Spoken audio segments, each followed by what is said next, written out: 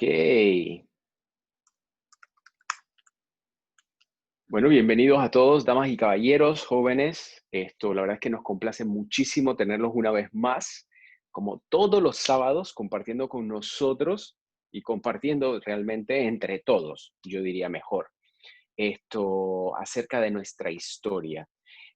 Como ustedes saben, Livewalk, y bueno, para los que nos ven, nos visitan, están con nosotros por primera vez, mi nombre es Rob y detrás de cámaras, en backstage, está mi hermosa, maravillosa y queridísima esposa junto con mi hija en los controles, salvaguardando de que todo salga como lo hemos planeado o mejor. Entonces, ¿qué es Livewalk? Livewalk es un emprendimiento social cultural cuya misión es rescatar y dar a conocer la historia de Panamá de la manera más entretenida e interactiva posible por medio de experiencias educativas o lúdicas. ¿Ok? Y en medio de esta cuarentena hemos aprovechado la oportunidad precisamente para tener un espacio de intercambio histórico, cultural, académico, en el que todos nos podamos, digamos, podamos nutrirnos de nuevo conocimiento, ¿no? Cuando salgamos de las cuarentenas, salgamos con mejores cosas con las que entramos.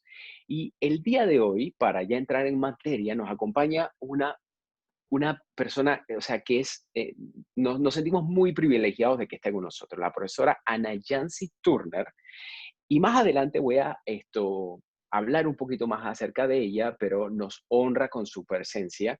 Y hoy vamos a hablar, como yo les mencioné en la invitación, hoy vamos a hablar acerca de nuestra constitución, cómo evolucionó, cómo nació en 1904 nuestra constitución, qué éramos como país, cuál era la visión de esa constitución que los primeros políticos o constitucionalistas estaban planteando para que nosotros fuéramos hoy en día, si esa visión se cumplió o no se cumplió, qué rol tenemos nosotros los panameños y los ciudadanos en función de esa constitución y los derechos que nos da la constitución como panameños, ¿no?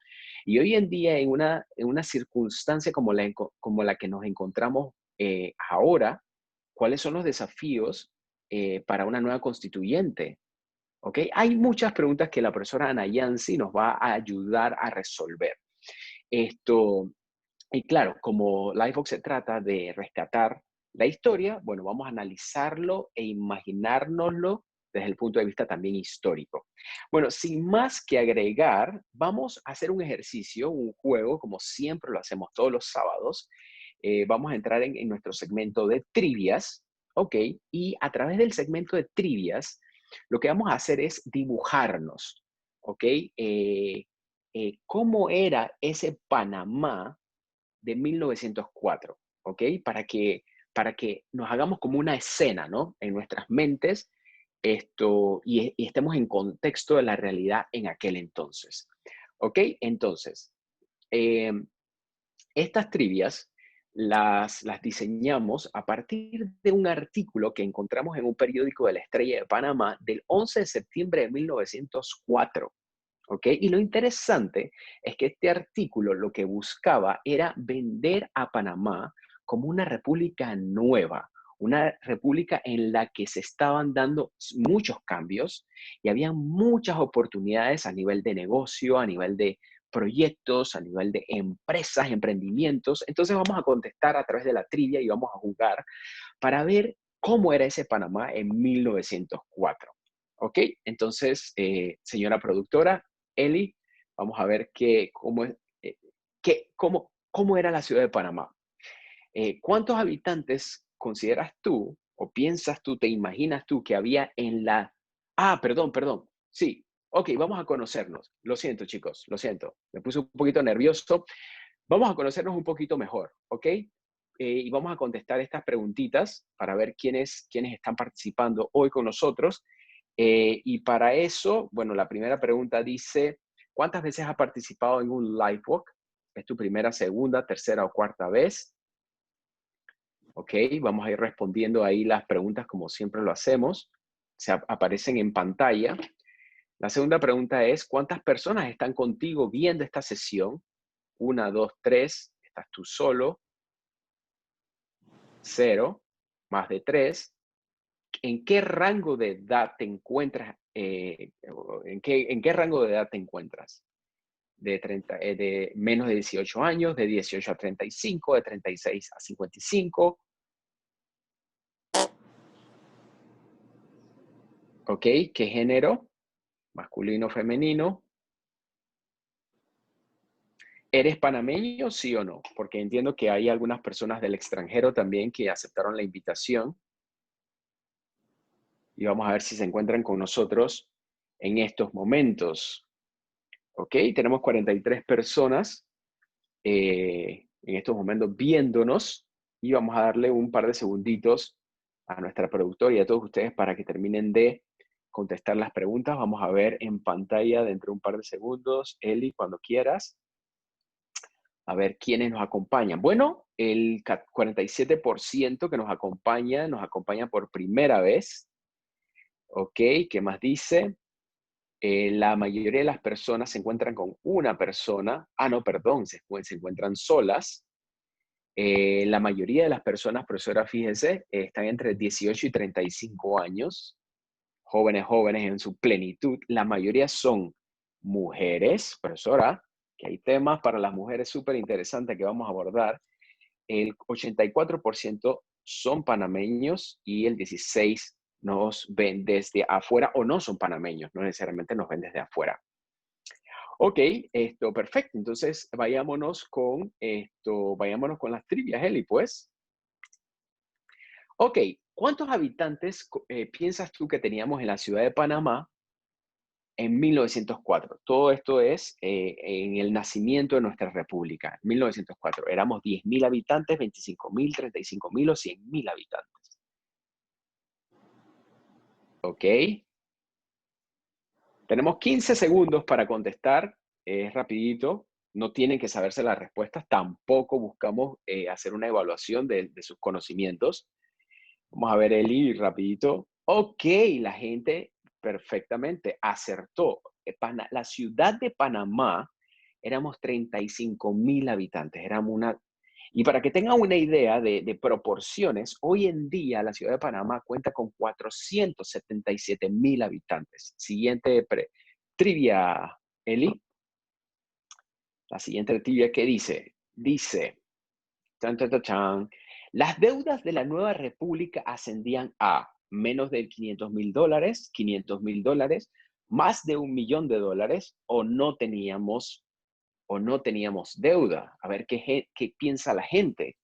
Recuerden que estas trivias las sacamos de este artículo de la Estrella de Panamá de 1904, un 11 de septiembre.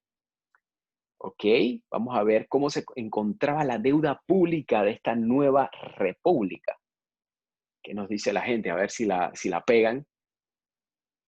Ok, la gente dice que teníamos una deuda de $500.000, pero fíjense, bueno, la deuda era cero bolero, no teníamos deuda. De hecho, en el artículo destaca que teníamos más de $1.000.000 para invertir en infraestructura pública. Y en la actualidad, Panamá tiene una deuda de $34.800.000.000. De 1904 al 2020, tenemos bastante deuda. Ok, vamos a seguir, pues, Eli, seguir con las trivias. Dice, a pesar de que la fiebre amarilla amenazaba con la construcción del canal y la salud de la ciudad, se reportaron ¿cuántos muertos ese año? 0, 1, 150, 550 muertos, 750 muertos. ¿Cuántos muertos ustedes creen que azotó? Y bueno, traje este dato a colación precisamente porque estamos en medio de una pandemia. No es una cuestión chistosa, pero esto me pareció un dato interesante compartir.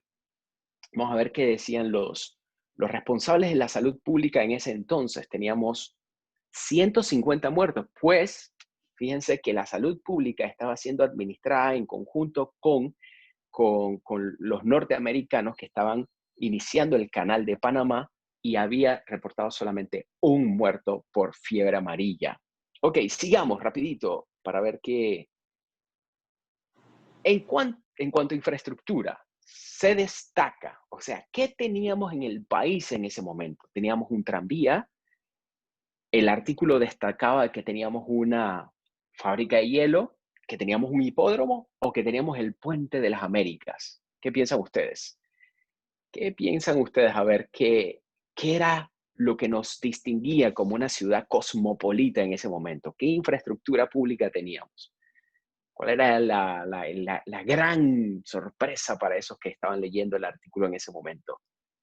A ver, Eli, ¿qué nos dice la gente? El tranvía, pues no, el tranvía ya se había cerrado.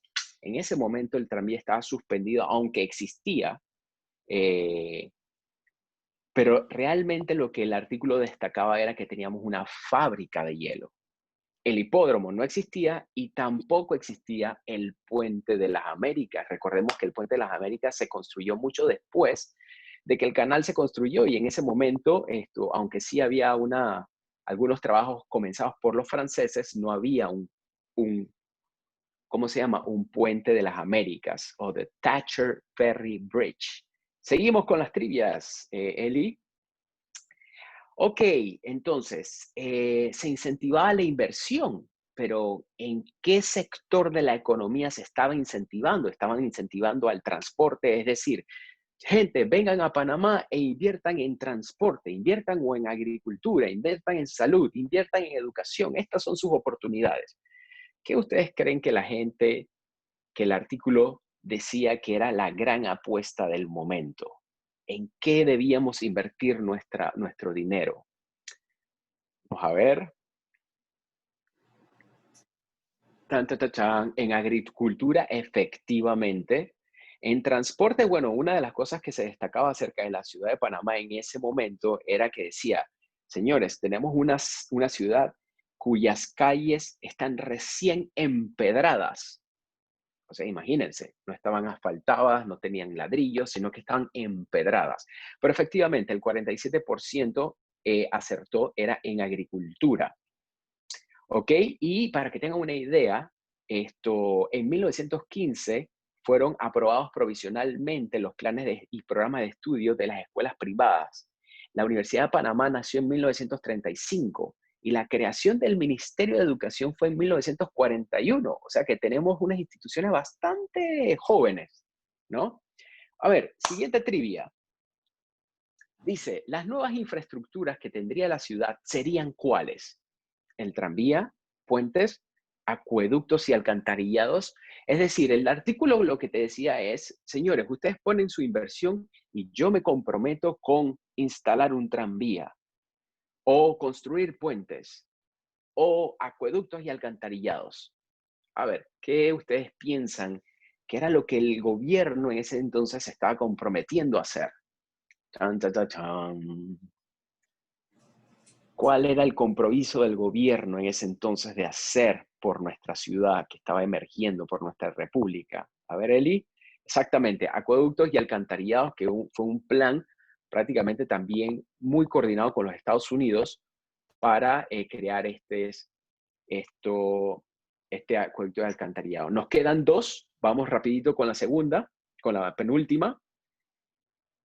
Vamos rapidito con la penúltima, Eli. Dice, la noticia destacaba el fenómeno económico de Panamá como una revolución que, ¿qué tipo de revolución íbamos a hacer en la región? ¿No? Una revolución financiera, industrial, tecnológica, política. O sea, era como que, ven, invierte en Panamá. Esta será una revolución industrial, esta será una revolución tecnológica, esta será una revolución política, un nuevo país. Vengan, ¿ok? Vamos a ver. ¿Qué nos dice la gente? Y de hecho, esa revolución todavía se encuentra vigente en nuestra exactamente. El 43% acertó. Era una revolución financiera y comercial. ¿Ok? Vamos con la última. Y esta es ya un poquito mucho más al futuro de 1904. Esto sucedió en 1948. Lloyd Lavigne ganó 2 medallas en las Olimpiadas de Inglaterra de 1948. ¿Cuál de estos enunciados es verdadero? Él era Sonian, él era de Santana, su padre trabajó en la construcción del canal, se hizo millonario gracias a sus 2 medallas ganadas en las Olimpiadas de Inglaterra en 1948. Se fue el primer panameño y no ganó una, ganó dos medallas de bronce en las Olimpiadas de 1948. Exactamente. Su papá trabajó en la construcción del canal. Su papá era de ascendencia jamaiquina. Lloyd Lavish, después de sus victorias, no siguió en Panamá y de hecho murió en Nueva York. Afortunadamente, se encuentra en el Salón de la Fama. Ok, vámonos rapiditos entonces con algunos anuncios. Esto es el panorama de lo que Panamá era a inicios de la República. Entonces, tengo algunos anuncios rapiditos que compartir con ustedes antes de darle la palabra a nuestra profesora e invitada súper especial. Ok. Ok. Ya que están aquí, hay muchas maneras de involucrarse con las cosas que estamos haciendo. ¿Ok? Apoyarnos, involucrarse y trabajar en la misma misión. Lo primero, rápido, sencillo, síguenos en Instagram y YouTube. ¿Y por qué? Porque también en Instagram y YouTube ustedes encontrarán historias interesantísimas de nuestra historia de Panamá. Comparte con todos, es decir, después de esta sesión digan, hey chicos, los sábados a las 3 de la tarde hay una sesión de Livewalk en Zoom. Descarga nuestro aplicativo móvil. Tenemos un aplicativo móvil de recorridos audio-guiados que es totalmente gratuito. Y si quieres ser parte del staff como voluntario, escríbenos al WhatsApp. En las últimas 7 semanas hemos hecho otros live con otras personas. Jaime Newell, que acaba de estrenar una serie de Netflix. Ariel Pérez Price, Tatiana Pretel. Hemos cubierto temas acerca del jazz y acerca de la etnia negra. Así que suscríbete a nuestro canal de YouTube. Y otro proyecto súper interesantísimo que vamos a comenzar dentro de una semana es el círculo de lectura, ¿ok? Y aquí hay 2 planes.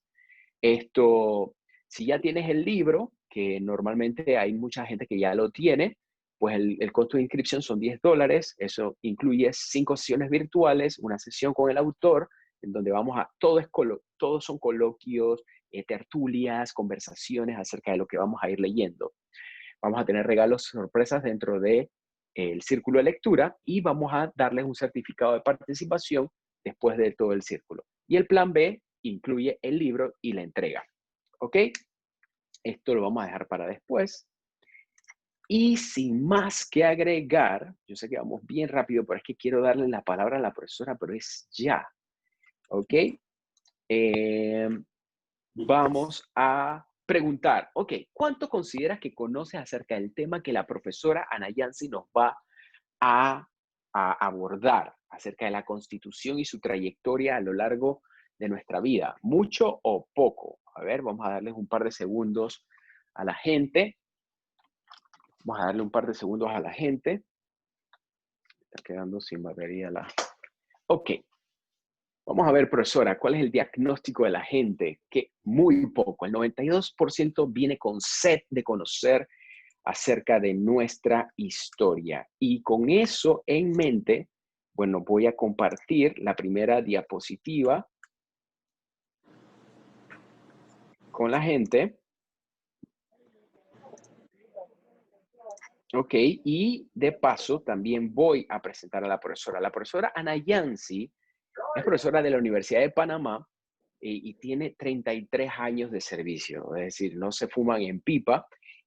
Imparte los cursos de Derecho del Trabajo y Derechos Humanos, ¿ok?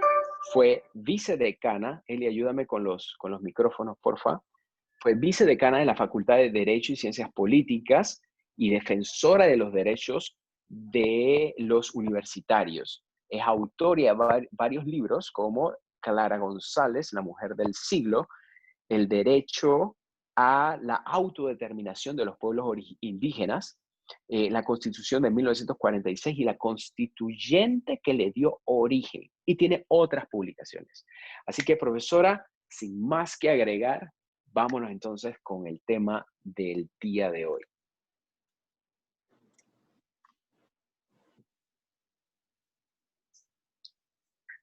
Sí, buenas tardes, Roberto, estimados escuchas de este programa de Livewalk.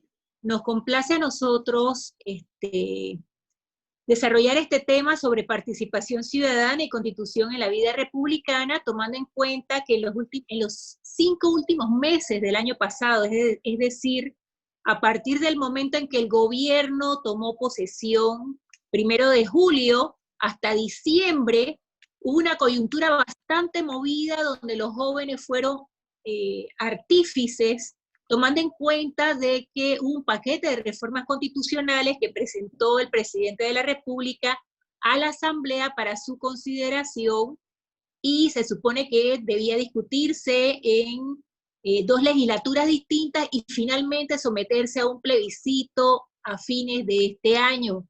Sin embargo, los jóvenes en las calles, la población en las calles dijo, no queremos ese paquete de reformas por una cantidad de razones, incluyendo a la Universidad de Panamá, que dijo no queremos ese paquete de reformas, y llevó al Ejecutivo a que echara para atrás el paquete y finalmente llamara al PNUD, al Programa de Naciones Unidas para el Desarrollo, para que promoviera diálogos por todo el país en los próximos 4 años de gobierno.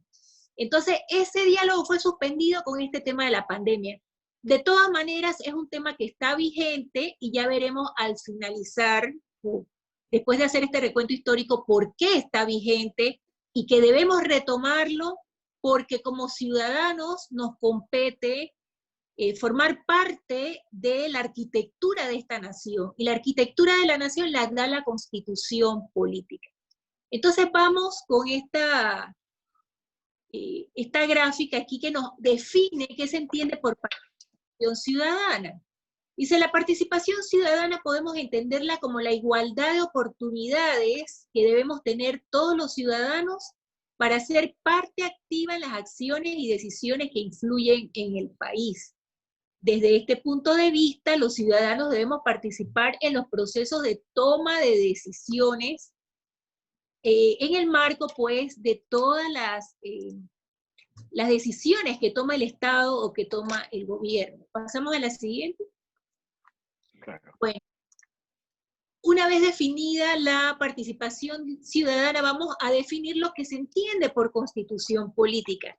Allí dice en la lámina que es la ley fundamental del país. ¿Qué es lo que contiene la Constitución? Contiene los derechos individuales y sociales que competen a todas las personas, el funcionamiento de los 3 órganos del Estado, es decir, ejecutivo, legislativo y judicial, las relaciones que se dan entre gobernantes y gobernados, y luego hablamos de cuáles son las partes formales de una Constitución. Un preámbulo, la parte dogmática, es decir, los derechos de los ciudadanos, la parte orgánica, es decir, los 3 poderes del Estado, y finalmente la cláusula de reforma. Pasamos a la siguiente. Entonces, luego hablamos de las 4 constituciones, vamos a hablar de las 4 constituciones que ha tenido el país, iniciando con la de 1904. Pasamos a la siguiente.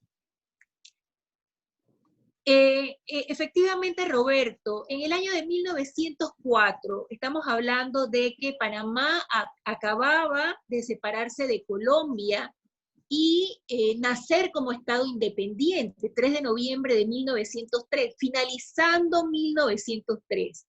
Entonces podemos decir que esa Constitución de 1904 es la fe de bautismo de ese nuevo Estado panameño.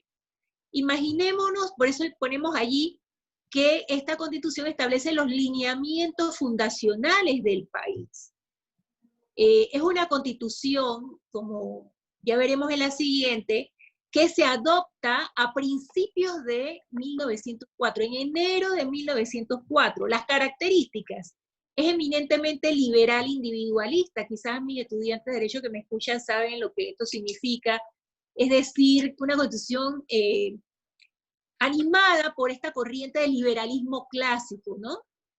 Donde se pregonaban las libertades que teníamos todos, la libertad de pensamiento, la libertad de reunión, la libertad de tránsito, o sea, las libertades inherentes a cada persona. tomando en cuenta que Panamá era un departamento de Colombia, entonces los panameños, ya sabemos en nuestras clases de historia, de secundarias, donde se hablaba de que hubo varios intentos separatistas. Y Panamá, o sea, los panameños abogábamos por un sistema federal, recuerdan a Justo Arosemena con el Estado federal. Entonces, curiosamente, los panameños éramos liberales cuando pertenecíamos a Colombia, abogábamos por el federalismo, pero cuando se dicta esta constitución de 1904, sucede que es una constitución que es evidentemente centralista, o sea que no instauraron el federalismo como abogaban antes de la separación de Colombia. Por otro lado, se habla del presidencialismo, o sea que es una constitución que retoma el modelo norteamericano presidencialista, es unicameralista en el sentido de que se establece una Asamblea Nacional, única Cámara o único órgano legislativo, y los miembros de la Corte Suprema de Justicia eran 5 magistrados, todos son escogidos por el presidente de la República. ¿Qué les parece? Entonces, bueno, esas eran las características. Curiosamente había una cláusula intervencionista, que es el artículo 136 de esta Constitución, que permitía que Estados Unidos interviniera en Panamá para garantizar la paz, ¿no? Entonces es curioso esta cláusula intervencionista, porque como somos una nación independiente y a la vez le damos autorización a una gran potencia para que intervenga. Bueno, esta cláusula intervencionista, que no tiene ningún tipo de pie ni cabeza, se introdujo porque, ¿qué les parece que el Tratado Heymuno-Varila fue aprobado primero que la Constitución de 1904? Es del 18 de noviembre de 1903, y en ese tratado estaba la cláusula intervencionista, porque los Estados Unidos precisamente querían construir el canal por Panamá, y Colombia les había rechazado esta propuesta de tratado a través de su Senado. Entonces, hasta cierto punto Estados Unidos fue quien dio el aval para la separación. Vayamos a la siguiente, Roberto. Entonces, un poco haciendo la correlación entre constitución y participación ciudadana. Yo señalo en esta gráfica que la participación ciudadana fue prácticamente nula en cuanto a la elaboración de la Constitución de 1904, porque se convocó desde la Junta Provisional de Gobierno a la elección de 32 diputados para que redactaran la Constitución. Y esa elección fue tan rápida y tan armada desde el poder de esa Junta Provisional que prácticamente la población la toma de sorpresa. Curiosamente, hay exactamente 16 liberales y 16 conservadores diputados que fueron escogidos. Entonces se habla de que fue esta Constitución un documento de conciliación política entre los dos grandes partidos históricos de Colombia, los liberales y conservadores. Recordemos que en la antesala de la separación de Panamá y de Colombia estaba la Guerra de los 1000 días, donde estos dos partidos estaban luchando entre sí, en una guerra fratricida, a la que nos llevó también, o donde Panamá se involucró. Entonces estamos hablando de que fueron exactamente 16 liberales, 16 conservadores, y les interesaba la paz, o sea que no se retornara a esa guerra, por lo tanto fue un instrumento de conciliación. Pero esta Constitución, así como fueron escogidos rápidamente estos diputados, asimismo fue elaborada en un mes. Quien presidió la Asamblea Constituyente de este entonces fue Pablo Arosemena. Manuel Amador Guerrero era constituyente, por cierto, era del Partido Conservador, y le toca a esta convención escoger al presidente de la República, y le tocó fue a Manuel Amador Guerrero. Entonces, esta Constitución fue elaborada en un mes, o sea, fue súper rápido. La siguiente, Roberto. Bueno, entonces okay, pasamos. Yo creo que aquí creo que tenemos una trivia, profesora. Una trivia. Adelante, Roberto. Vamos, pues, Eli, trivia para la gente que en la Constitución de 1941 se logró la igualdad de derechos de afrodescendientes y de chinos. ¡Ay, papá! Igualdad de derechos, comenzamos con temas de igualdad. ¿Cierto o falso? Y vamos a ver qué nos dice la gente, profesor. Vamos a ver qué piensa la gente o qué conocen acerca de esta constitución, ¿no? Ahí vemos a un personaje épico. Falso, dice, pero profesora, fíjense, 44% dice que es cierto, 56% dice que es falso. Eso me suena como, eso huele como a Tim Marín. ¿Qué pasó en esa constitución, profesora? Bueno, sí, les vamos a señalar que este es la constitución que se aprueba bajo el gobierno de Arnulfo Arias, que fue escogido para el periodo 1940-1944, y fundamentalmente lo nuevo de esta constitución es que consagra las primeras normas sociales, por ejemplo, el derecho a la educación, el derecho al trabajo, pero bueno, también consagra el intervencionismo del Estado en la economía, o sea que el Estado puede regular precios de artículos de primera necesidad, el Estado puede constituir empresas, puede expropiar, pero lo malo es que introduce normas discriminatorias en lo concerniente a la inmigración y al otorgamiento de la nacionalidad panameña. Entonces no es cierto que le daba igualdad a todas las personas habitantes del territorio y a todos los nacidos en Panamá. Fíjese que aquí tengo a mano el texto de esa constitución que habla de razas de inmigración prohibida. ¿Qué le parece? ¿Y cuáles son las razas de Wow. inmigración prohibida? La negra, cuyo idioma originario no sea el castellano, la raza amarilla, esos son los términos, raza negra, raza amarilla, y las razas originarias de la India, el Asia Menor y el norte de África. Entonces decía que las personas, estas personas de estas razas de inmigración prohibida no podían venir al territorio nacional, estaba totalmente vedado el territorio para estas personas, pero a la vez los hijos nacidos en Panamá, cuyos padres fueran de raza de inmigración prohibida, ya sea uno nada más, entonces no tenían la nacionalidad panameña. Ve, entonces esta es una situación realmente escandalosa de que se consagraran estas normas discriminatorias en esta Constitución del 41. Bueno, se habla de, hay una clase elitista, oligárquica, que se instaura o que gobierna el país, entonces, bueno, aunque somos cosmopolitas, multirraciales, sencillamente había una discriminación, ¿no? Una discriminación desde las clases que estaban en el poder hacia las clases bajas, y por el otro lado se hablaba de que Arnulfo Arias había estudiado en la Alemania hitleriana y que traía esas ideas a Panamá. Bueno, pasamos a la siguiente, Roberto.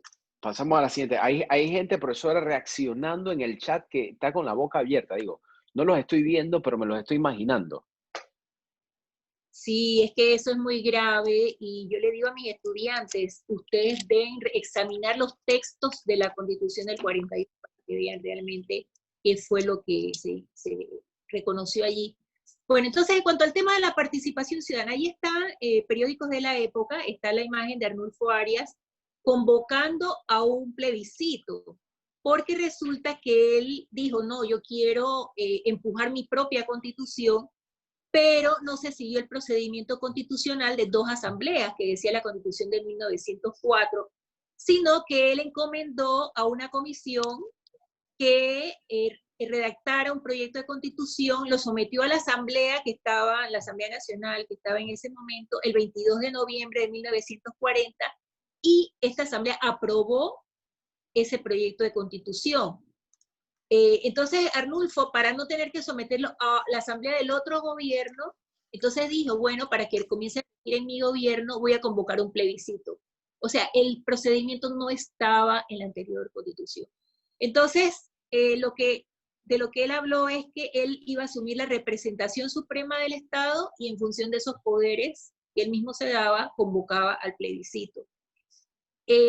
Si nosotros decimos, bueno, ¿cómo participó el pueblo? A través del plebiscito diciendo que sí a esta constitución, sí, hasta cierto punto sí, pero si vemos que realmente no hubo casi tiempo para discutirla porque El plebiscito fue convocado el 15 de diciembre de 1940 y, se realizó el 15 de diciembre de 1940 y entró de una vez a regir, o sea, 15 días después, el 2 de enero de 1941. O sea que no hubo tiempo de discutir el contenido de esa Constitución. Pasamos a la siguiente. Siguiente, vamos con la siguiente. Bueno, aquí, Roberto, ¿ibas a hacer otra trivia? Vamos a hacer otra trivia entonces. Mi señora directora dice, antes de la Constitución de 1946, las mujeres ya podían votar, pero se hizo una reiteración en esta Constitución. ¿Eso es cierto o eso es falso? Vamos a ver qué dice la gente, si la gente está actualizada o no está actualizada. Lean bien, que esa viene con cáscara de banana. Vamos a ver qué dice la gente. El derecho de la mujer. Mujeres al poder. De hecho, pareciera que Mireya Moscoso llegó gracias a... Dice, falso. Antes de la Constitución de 1946, las mujeres ya podían votar, pero se hizo una reiteración en esta Constitución. Aclárenos, profesora. Bueno, no sé si me pones la imagen de la Constitución de 1946. O sea, realmente es falso hasta cierto punto, pero también es cierto. O sea, es cierto en el sentido de que en 1945, cuando se convoca a una asamblea constituyente para que la población escoja a estos constituyentes que van a redactar la nueva constitución, en esa elección de constituyentes, las mujeres pudieron votar por primera vez en 1945, o sea, fue un año antes de la constitución. Pero desde el punto de vista legal o constitucional, es a partir de la Constitución del 46 cuando se consagra el sufragio universal, ¿no? Bueno, entonces allí en esta gráfica lo que decimos es que esta Constitución establece las bases de un Estado social de derecho, amplía el catálogo de derechos sociales que estaban en la Constitución del 41, o sea, unas cuantas normas de carácter social que estaban en la Constitución del 41 se transforma a todo, a varios capítulos, el título tercero, uno sobre el trabajo, otro sobre la familia, otro sobre la salud, otro sobre poblaciones indígenas. Entonces se amplía muchísimo el catálogo de derechos sociales. A su vez se establecen instituciones de garantía como el habeas corpus, el amparo de garantías constitucionales, el contencioso administrativo. En cuanto a la Corte Suprema de Justicia, los 5 magistrados siguen siendo nombrados por el Ejecutivo, pero con la ratificación del Legislativo. Se les otorga a los diputados la posibilidad de que puedan llamar a capítulo a los miembros del gabinete e incluso solicitarle al Ejecutivo que sean retirados por incumplimiento de sus funciones. Se crea la inmunidad parlamentaria a los diputados, se le da autonomía a los municipios y se prosigue y se amplía incluso con las facultades intervencionistas del Estado en la economía. Pasamos a la siguiente, Roberto. Profesora, yo quisiera hacer una pregunta ahora que usted lo menciona, me causa curiosidad. ¿Por qué se le da inmunidad a los diputados en ese, o sea, qué provocó que se le diera inmunidad a los diputados en ese, o a los legisladores en ese entonces, en una república tan joven, ¿no? Hoy es bien controversial ese tema, pero ¿de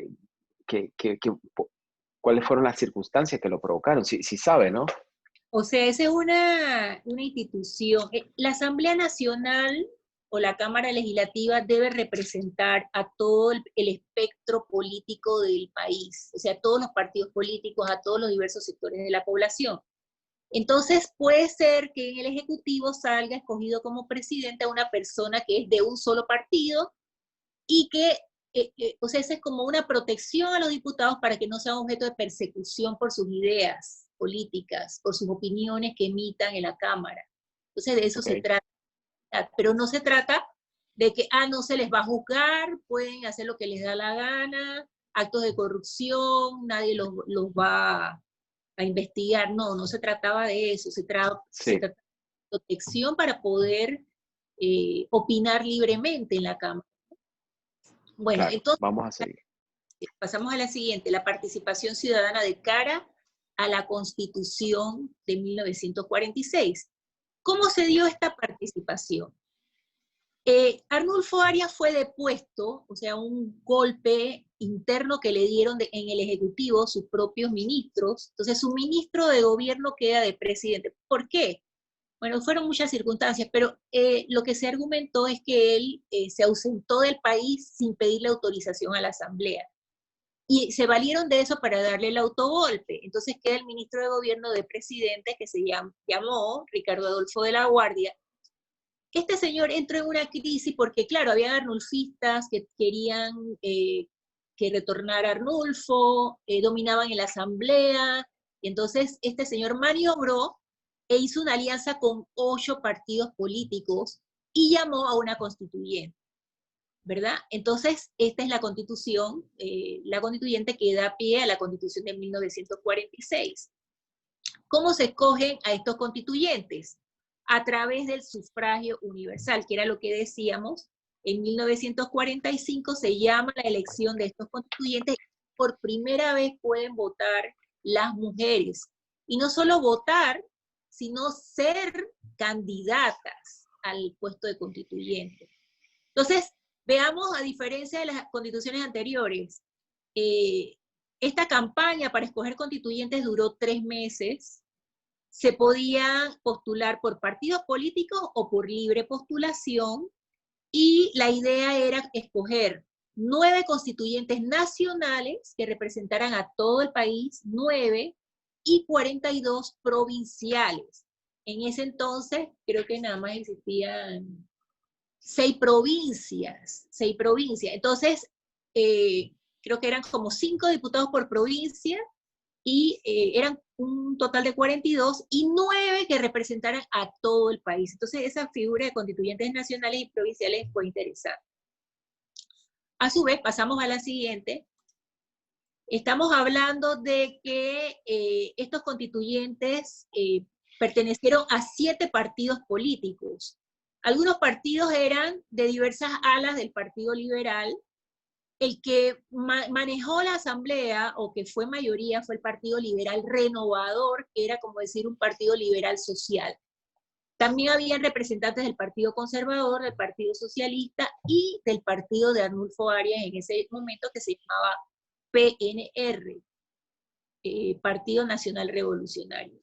También había independientes, o sea, personas que habían salido por la libre postulación. Y valga decir que el presidente, ahí sale en la gráfica, el que está a la cabeza, el presidente de esa constituyente, Rosendo Jurado, era independiente. Wow. Fueron estas 2 mujeres principales, ¿no? Y 5 mujeres suplentes. Entonces, estamos hablando de que por primera vez mujeres diputadas en una asamblea.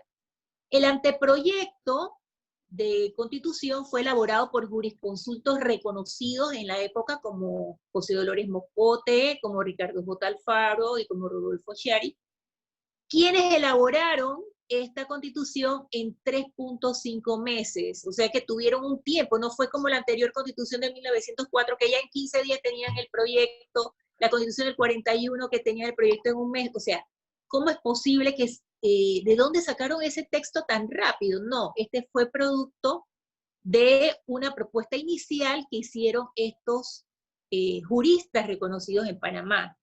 Luego lo pasaron a la Asamblea Nacional Constituyente, la que demoró 7 meses discutiendo, primer debate, segundo debate, tercer debate.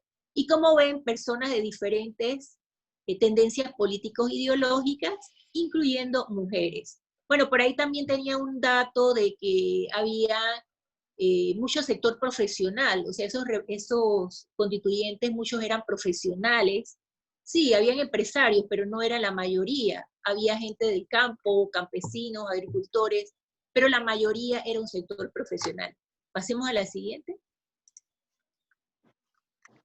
Bueno, aquí podemos introducir la otra trivia, Roberto. Creo que me salté. Bueno, para poder tener una nueva constitución en 1972, el pueblo promovió la nueva constitución, o sea, surgió del pueblo, de las entrañas del pueblo. ¿Cierto o falso? ¿Ah? Fue el pueblo el que promovió esta nueva constitución de 1972. Creo que me salté una diapositiva, profesora. Ok, después. No importa. Ajá, me salté Seguimos esta. adelante. A ver, señora directora. El pueblo dice, profesora, dice la gente que el pueblo fue la que promovió, luchó para que se diera una nueva constituyente en 1972. El 38% votó que es falso, que fue el pueblo. A ver, Sí, aclárenos, profesora.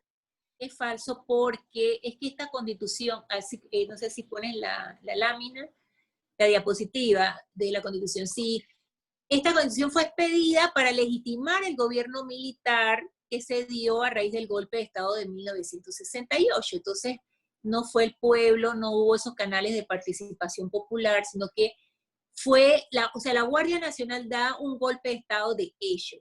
Entonces, suspende la Constitución del 46 en sus inicios, en los primeros años de los militares, hubo mucha persecución, gente muerta, gente perseguida, exiliada, etc. Entonces, a ellos les interesaba legitimar ese poder. ¿Y cómo lo iban a hacer? A través de una constitución. Sí. ¿Qué decía el texto de la constitución? Decía que la Guardia Nacional, o sea, hablaba de los tres poderes, el ejecutivo, el legislativo y judicial, y con la armónica colaboración de la Guardia Nacional. O sea, esa frase fue acuñada en ese texto. O sea, que la Guardia fue erigida prácticamente en un cuarto poder.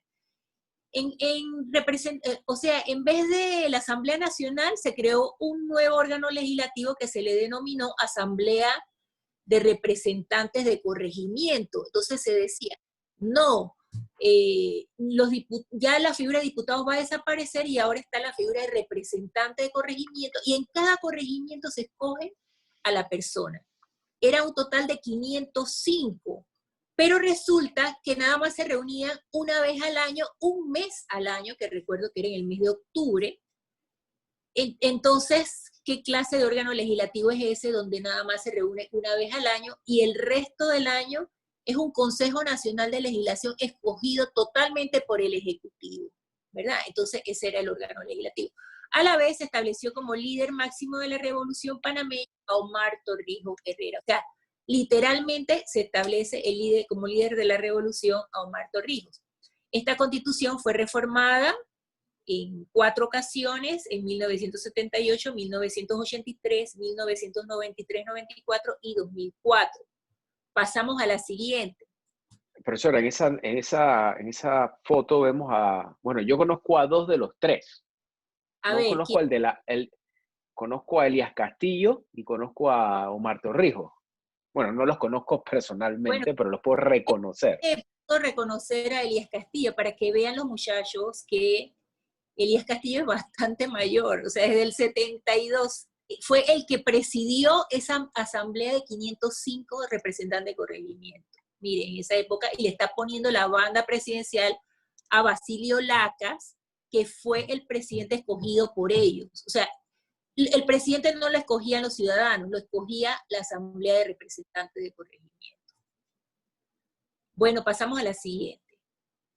Entonces ya tenemos la premisa de cómo era la participación de la población. O sea, no había participación desde el punto de vista de la democracia como hoy la entendemos, donde hoy hay elecciones directas de presidentes, sino que hablamos de 505 representantes de corregimiento, escogidos en cada uno de los corregimientos. Estos a su vez escogen al presidente, discuten por un mes el texto de la Constitución y lo aprueban. Esto era lo que puesto.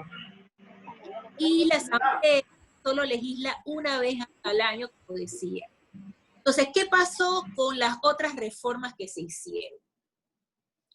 Las reformas, fíjense, esto tiene que ver con la aprobación del Tratado Torrijos-Carter.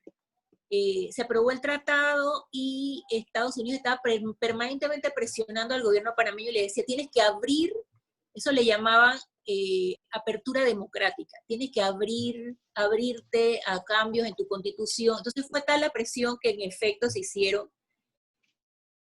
en 1978 y en 1983, de caras a permitir las elecciones directas de presidente de la República, que se dieron en 1984. Se abrió el compás a los partidos políticos, porque antes estaba prohibido, y lo que se incorpora en la Constitución es un dominio de los partidos políticos. Y bueno, eso lo podemos ver objeto de otro tipo de charlas, del tema de la partidocracia, o sea, cómo el régimen electoral favorecía a un partido, en ese entonces era fundamentalmente al PRD, y por eso se habla de partidocracia. Y el tema de las postulaciones independientes se viene a introducir en el año 2004, pero los únicos que podían postular a cargos de elección eran los partidos políticos. Desde la época de la invasión para acá, la ciudadanía venía insistiendo en que había que abrir el compás democrático y que la población tenía que participar políticamente. Es desde esa época que se comienza a plantear el tema de la constituyente, o sea, vamos a una nueva constitución que sea no militarista y que permita que la ciudadanía participe más libremente en la elección, no solo de sus gobernantes, sino también a través de otras vías, por ejemplo, como las veedurías ciudadanas, los cabildos, los referéndums, plebiscitos, iniciativas populares, etc.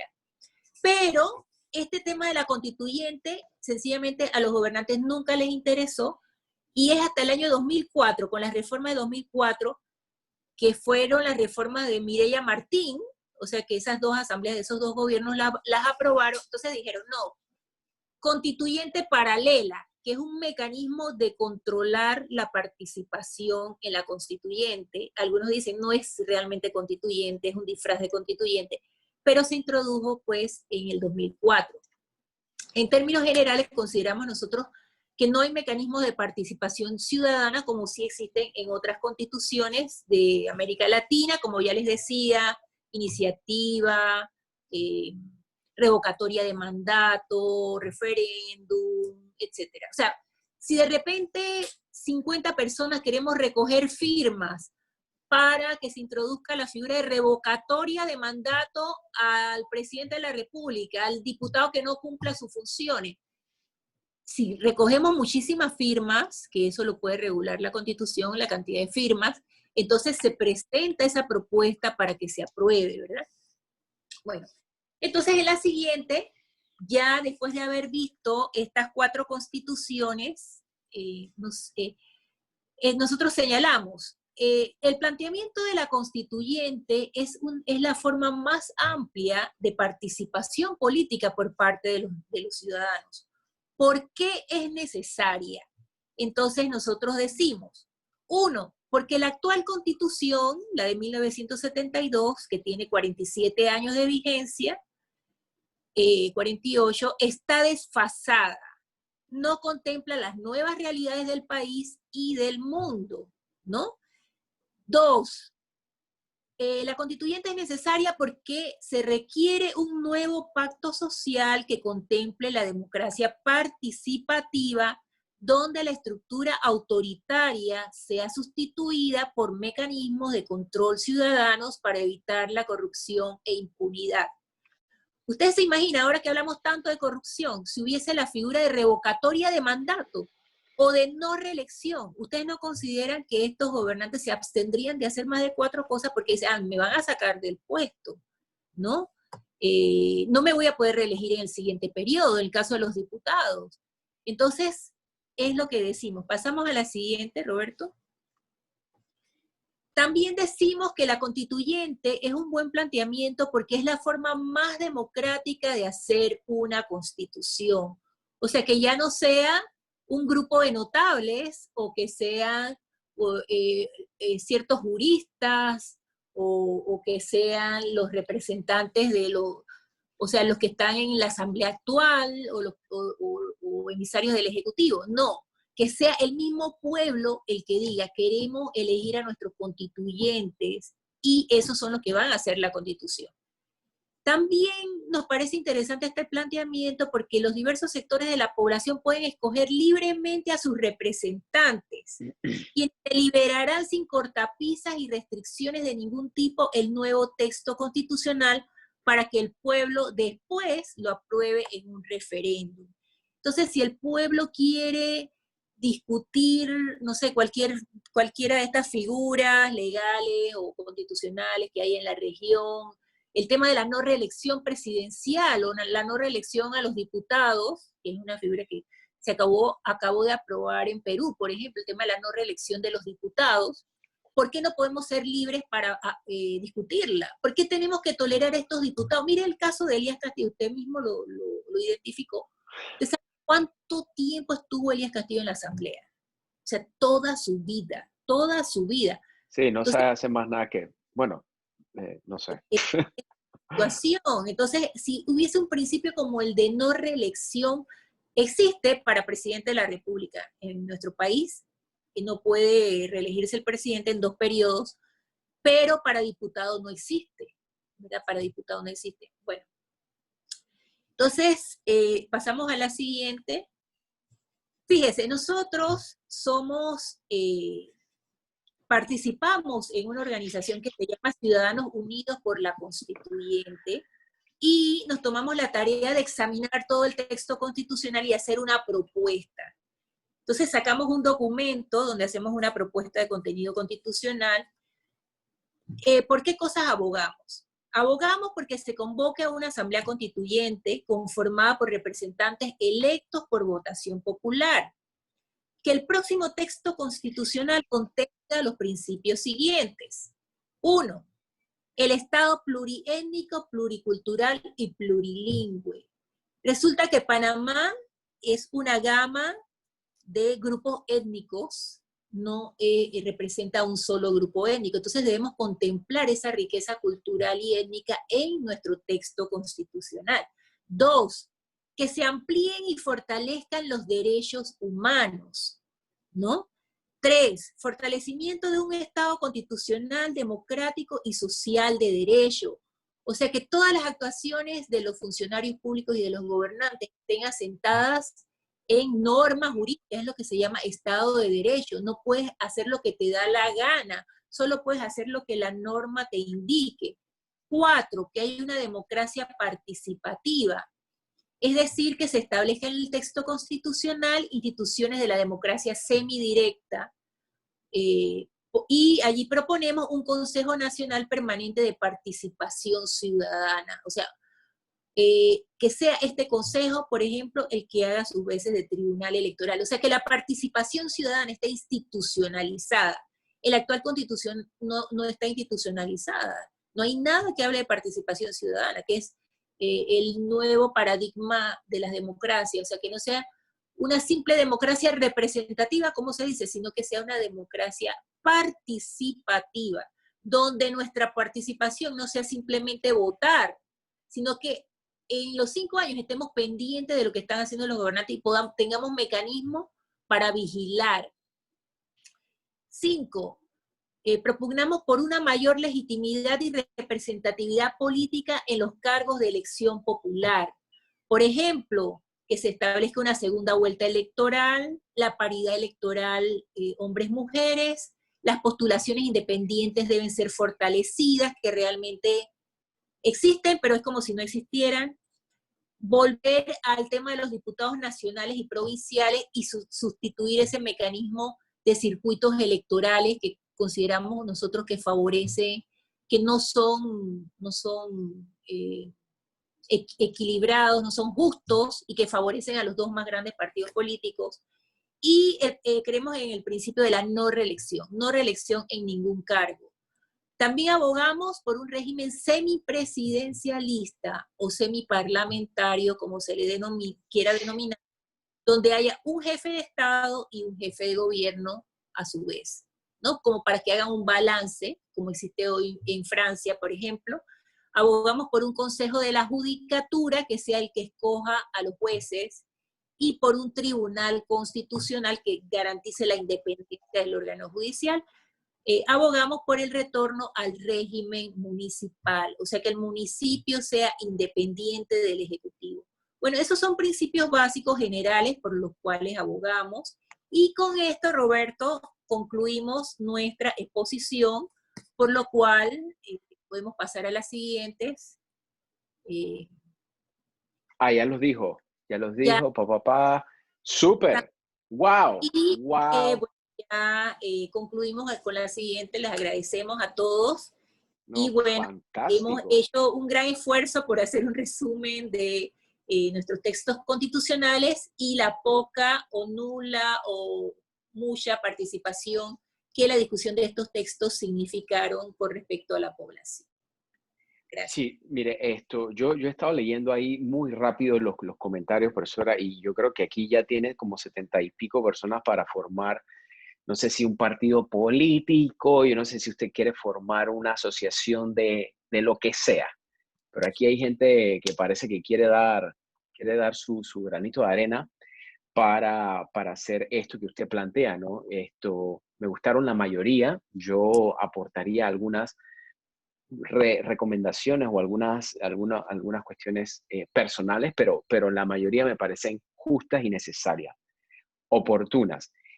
Ok, vamos a darle el chance a que alguno, bueno, había una pregunta, profesora, que una persona curiosa, a mí también me subió la curiosidad, profesora, ¿usted es familiar de la ministra Turner del Ministerio de Salud?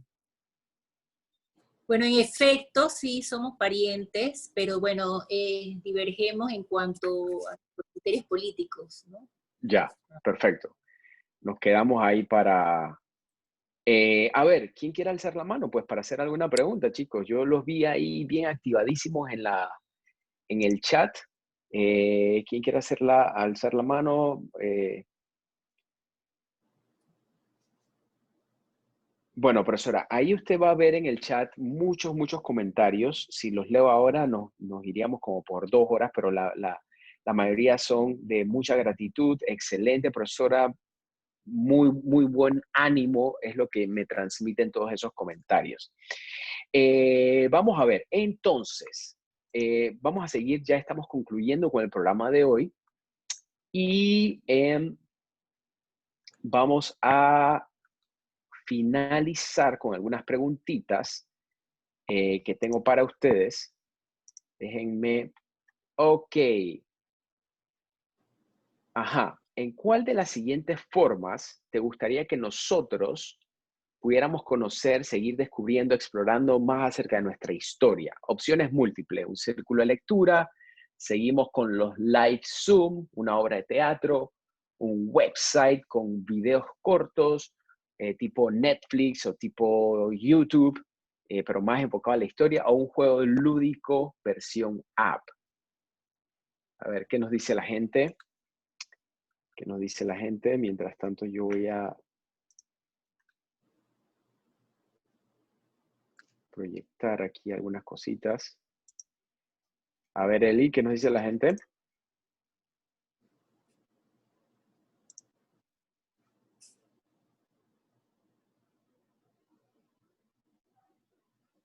Eli, los resultados de la trivia, Eli, de la encuestita. ¿Será que no sale porque yo estoy...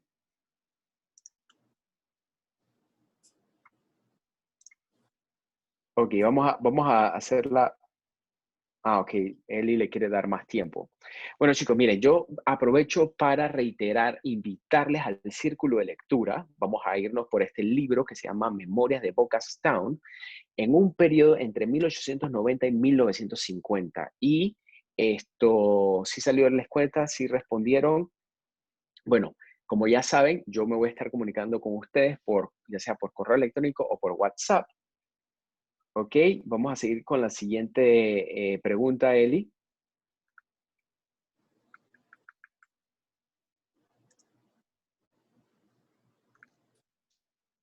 Eli, siguiente pregunta, por favor.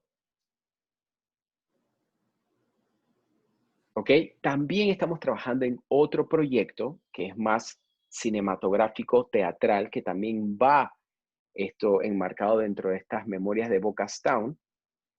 No sé qué ha pasado con Eli y las preguntas que teníamos en pantalla. Bueno, a ver, voy a ir con algunas preguntas del público. ¿Los diputados de la Asamblea Nacional, según partidos políticos vigentes, podrían ratificar la constituyente? Sí, a ver, sí Profesora.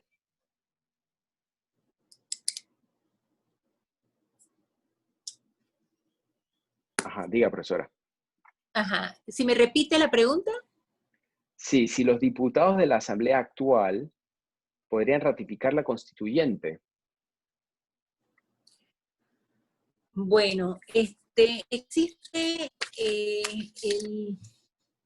en la Constitución Política existe, como les decía, un artículo que nos habla de la constituyente paralela. Entonces, a través de esta constituyente paralela, los diputados, el Ejecutivo tiene que presentar una iniciativa de convocatoria a la constituyente para que la Asamblea la apruebe, ¿no? Entonces, ese sería el mecanismo. La constituyente paralela significa que se escogen diputados para que hagan una, o constituyentes para que hagan una constitución, pero la Asamblea Nacional no se disuelve, ¿no? Y luego tienen que seguir los parámetros electorales del Tribunal Electoral. Entonces, por eso decimos que esta constituyente paralela realmente, o sea, regulada por la Constitución Política, pues no se asemeja nada a las experiencias de otros países donde hay libertad total. O sea, la constituyente tiene los poderes absolutos del pueblo y la constituyente decide qué es lo que se va a hacer en el texto constitucional, incluso con el poder político. Entonces,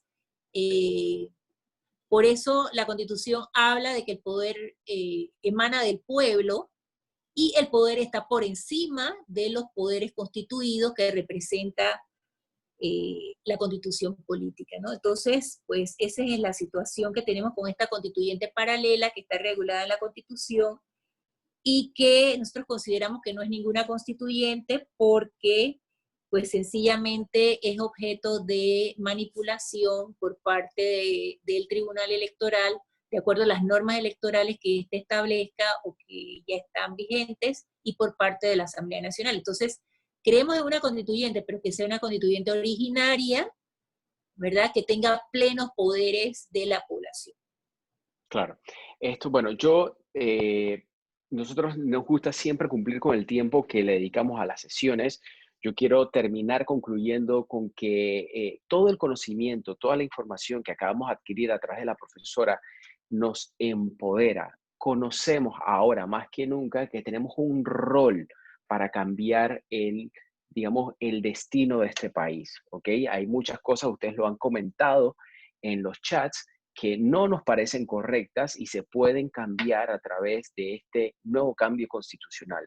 Pero más allá, no podemos permanecer pasivos en nuestros tweets, en nuestros Instagram, simplemente opinando. Tenemos que involucrarnos. La profesora está haciendo un gran esfuerzo. La profesora, ahí preguntaron de cómo la siguen a ustedes, si tiene cuenta de Instagram, si tiene canal de YouTube, si tiene página web. ¿Qué tiene usted, profesora, para poderla seguir y el trabajo y a involucrarse, ¿no? Sí, tengo una cuenta de Twitter que es Anayansi Turner, ustedes me pueden seguir allí. Eh, entonces, ese Fantástico. ya. Eh, bueno, ok, hay muchas preguntas. Yo le quiero agradecer en nombre de toda la audiencia. La verdad es que para nosotros nos ha, la verdad, parecido fabuloso este tema. Ojalá la podamos tener nuevamente para abordar este y otros también. Desde el punto de vista de lo que nosotros hacemos, que es rescatar la historia, nosotros nos parece importante que todo nuestro legado histórico, nuestro patrimonio cultural, histórico, social, sea recordado, sea conocido, sea aprendido. ¿Por qué? Porque ante desafíos como este de renovar nuestra constitución, no podríamos hablar de volver a viejos paradigmas, pero para no volver a viejos paradigmas tenemos que saber cuáles son esos viejos paradigmas, ¿ok? Y no repetir nuestros errores. Entonces, chicos, sin más que agregar, encantado de tenerlos a todos en esta hora de Live of Life a través de Zoom. Recuerden, síganos en nuestra cuenta de Instagram, síganos en nuestro canal de YouTube, descarguen nuestro aplicativo móvil que es gratuito. Si quieren, inscríbanse al círculo de lectura y mejor aún, nos vemos el próximo sábado a las 3 de la tarde. Gracias, profesora. Gracias a Bueno, todos. a Gracias ti, por haber venido. Chao, chao. Hasta luego.